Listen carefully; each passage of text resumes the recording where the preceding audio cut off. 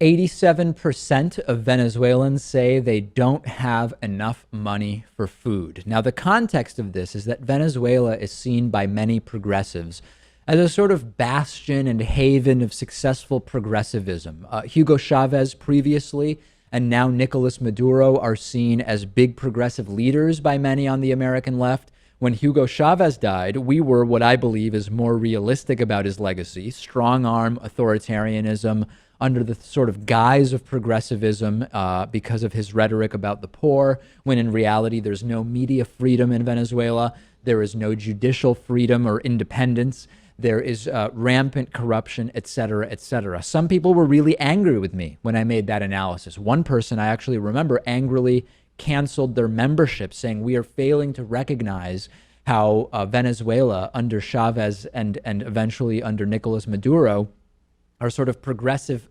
utopias.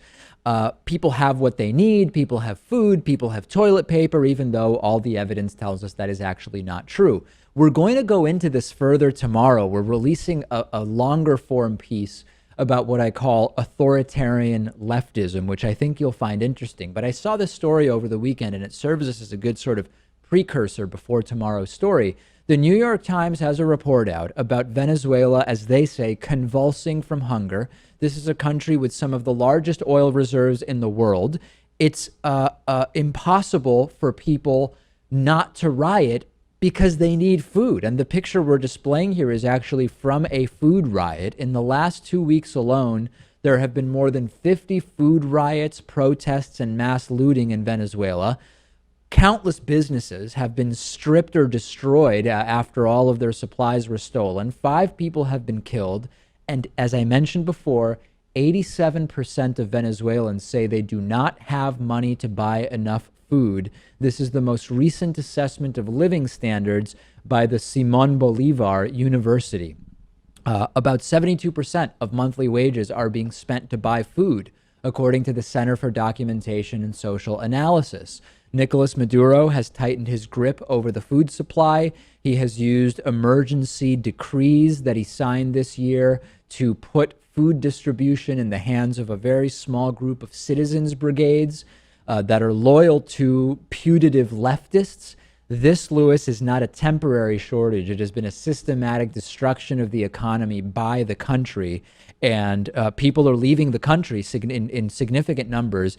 And it's very frustrating to me because as progressives, we should be able to say, hey, here are progressive ideas, and here are some examples of when they're carried out productively, positively. And here's examples of where we're really just seeing progressive sounding rhetoric and actually have strong arm authoritarianism and tons of corruption. The Cristina Kirchner administration in Argentina, which recently ended, is one that was putatively, rhetorically progressive and populist, and in reality was rife with corruption and varying forms of authoritarianism. I don't believe progressives are losing anything if we say, hey, you know what? We actually shouldn't be cheerleading regimes like that in Venezuela. This is more evidence of what's going on there. And sadly, too many progressives are married to the idea the left-wing rhetoric of Venezuela is great, so everything is great in Venezuela.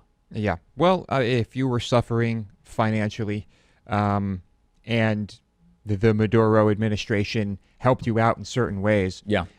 Ultimately, their policies and their rule has led to this.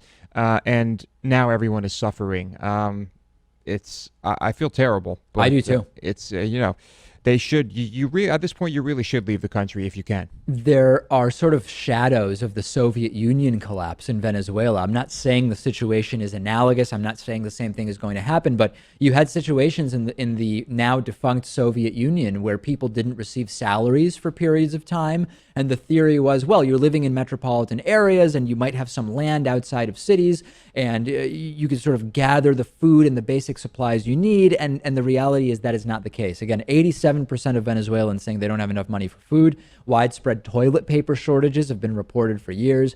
And we're going to touch on this more tomorrow in our piece about authoritarian supposed leftism. And I think if nothing else, it will be a fascinating piece that maybe not everybody will agree with, but that's okay. That's the type of discussion that's important for us to have.